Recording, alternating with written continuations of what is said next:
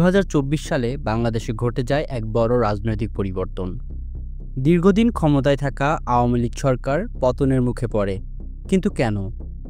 জাতিসংঘের এক রিপোর্ট বলছে এই পতনের পেছনে ছিল একাধিক কারণ: শাসন ব্যবস্থার ব্যর্থতা, দমনপীড়ন, দুর্নীতি এবং সেনাবাহিনীর ভূমিকা।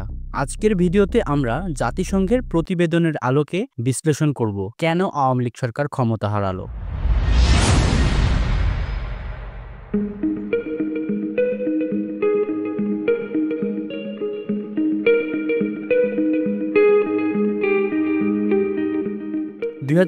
সালের 5 জুন হাইকোর্টের রায়ে মুক্তিযোদ্ধা কোটা পুনর্বহাল করা হয়। ছাত্ররা এর বিরুদ্ধে বিক্ষোভ শুরু করে, যা দ্রুতই সরকারের বিরুদ্ধে সাধারণ জনরোষে রূপ নেয়। হাজার হাজার শিক্ষার্থী রাজপথে নামে, তাদের সাথে সাধারণ জনগণও যোগ দেয়।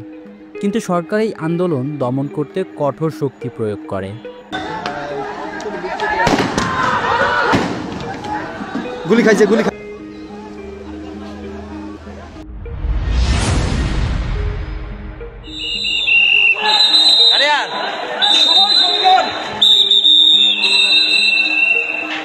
অনেকদিন ধরেই সরকার প্রশাসনিক দুর্নীতি ও স্বৈরাচারী নীতির কারণে জনগণের আস্থা হারাচ্ছিল। ব্যবসায়ীদের প্রতি বিশেষ সুবিধা, আমলাতান্ত্রিক জটিলতা এবং স্বজনপ্রীতির অভিযোগ বাড়তে থাকে। ছাত্র আন্দোলনের এই ক্ষোভকে আরও উস্কে দেয় তা।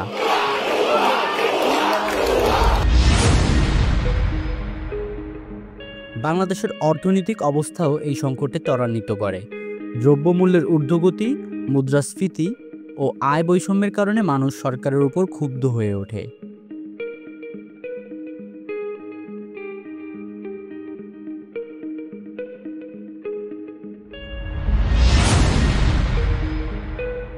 বিক্ষোভ দমনে সরকার কঠোর অবস্থান নেন। জাতিসংঘের প্রতিবেদনে বলা হয়েছে, সরকার বিচার বহির্ভূত হত্যা এবং ব্যাপক ধরপাকড় চালিয়েছে।